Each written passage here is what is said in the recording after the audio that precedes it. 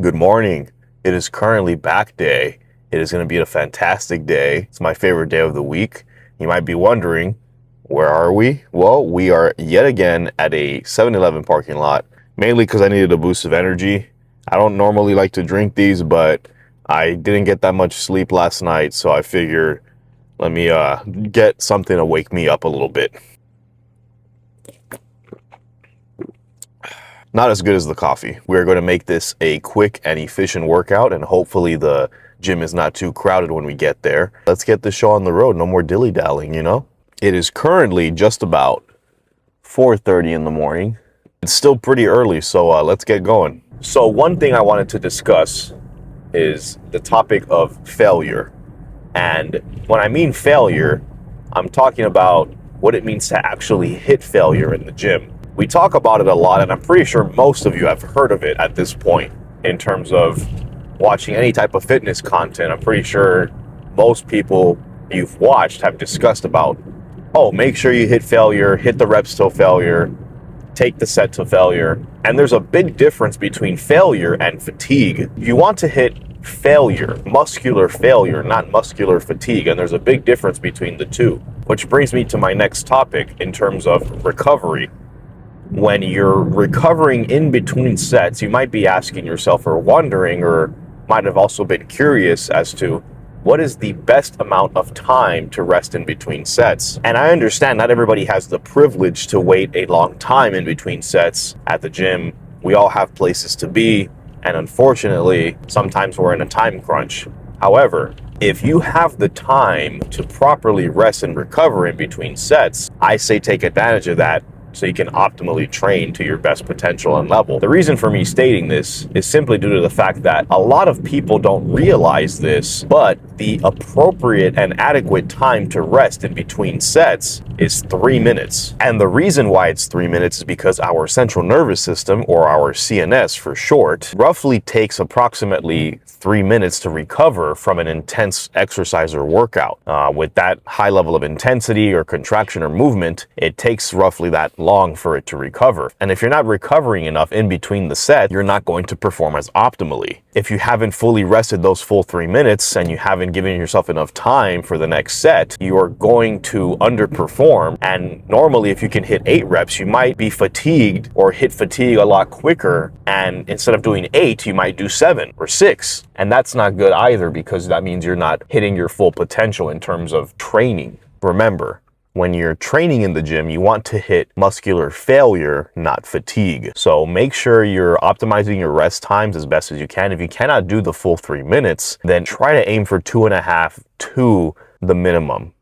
2 minutes minimum to try your best to recover in between those sets, and make sure your CNS recovers fully so you can train optimally and you don't reach fatigue as quickly. Because if you're reaching fatigue quicker than normal, you're not going to be able to hit as many reps or sets, and you're going to leave a lot of potential progress on the table. Something else I wanted to talk about is music. I, for one, love to listen to music at the gym. It's not something you should rely on. The reason I'm bringing this up is because I have had this on my mind for a bit, and I've had people in the past skip entire workouts because they don't have their headphones with them.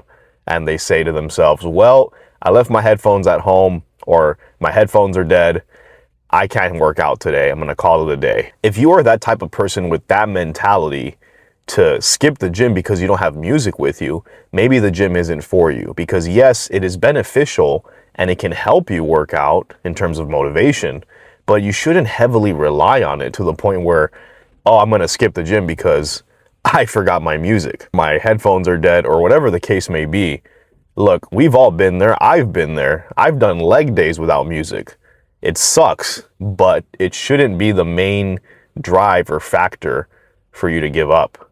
I understand everybody's different, and there's some people who are new to the gym and they kind of need that boost, and that's all fine and dandy. But sometimes the gym is an uncomfortable place. You're here to grow and make progress, and sometimes you're going to be a little uncomfortable, whether that be hitting an extra set, an extra rep, adding an extra mile on your run, adding extra time on your Stairmaster, or forgetting your headphones or forgetting to charge your headphones, thus leading to no music, you're going to be uncomfortable in the gym. So you might as well get used to those situations when they happen. Unfortunately, those moments suck, but you already invested so much time driving to the gym and getting here, preparing for the workout. Why squander that by driving all the way back home to pick up some headphones to work out with that you probably can get through without anyway? It's doable. It's not impossible. It is definitely hard, especially depending on the type of workout. Like I said, I've done all types of workouts without my headphones. I've done chest days, back, legs, arms, shoulders. I have done it all without my headphones. And yes, it is hard and it sucks, but you kind of have to get yourself out of that comfort zone and just kind of snap out of it and say, you know what, it is what it is. I forgot my headphones. It sucks. Let's just get this workout over with and let's get it done. And if it gets to that point where the workout is unbearable because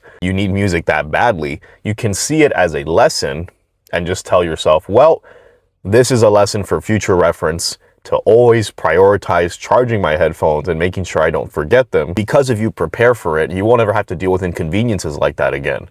So it's just always good to be prepared and be on top of your schedule, your regimen, and what things you need to bring to the gym. I, for one, am a very forgetful person. So what I do to help me remember to bring all my things that I need for the gym, I always just leave it by my front door and I just have it with me ready to go so I don't forget before I go to the gym, or I'll prepare it the night before, just to make things a little bit easier and smoother for me. And that way I don't risk forgetting those things and, you know, I'm always prepared for it. This all falls under the same premise of discouragement.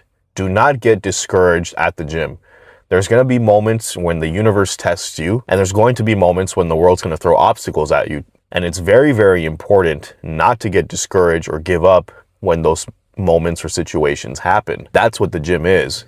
The gym is always going to test you, and the gym is always going to be a little bit uncomfortable. And it's always good to remain in that healthy, positive mindset and not give up or lose sight of what your goal is. I have been there many, many times in my life where I've felt discouraged.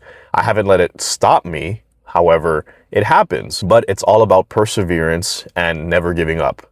And it sounds cliche. I know it does. As cliche as it sounds, it holds a lot of truth to it. It's very, very important to not lose that perseverance and not lose that motivation as well.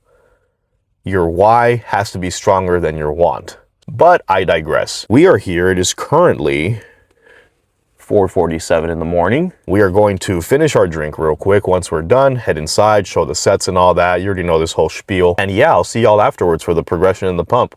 Alrighty. So that pretty much wraps it up. As you can tell by the footage, it's a pretty solid pump, feeling a little bit flat, but despite that, still looking big, got a good pump, keeping a lot of that vascularity still and leanness. That's my main goal, is to try to maintain that leanness while building up as much mass as possible. Great pump, great workout. The gym wasn't too crowded today either, so that was amazing. And overall, just a great workout today. Honestly, I love back day. Never really have too many complaints with it. And yeah, it was overall an amazing day. Can't wait to edit this footage later and show it to you guys. I hope you guys are having a great day. And that pretty much wraps it up. So I'm going to go home, get some food in me, shower, change, get ready for work, you know, all that jazz. And tomorrow is leg day. No guarantees or promises on a video, but we'll see if we'll film it and get it out to you guys. Until then, I'll see y'all in the next one. Alrighty.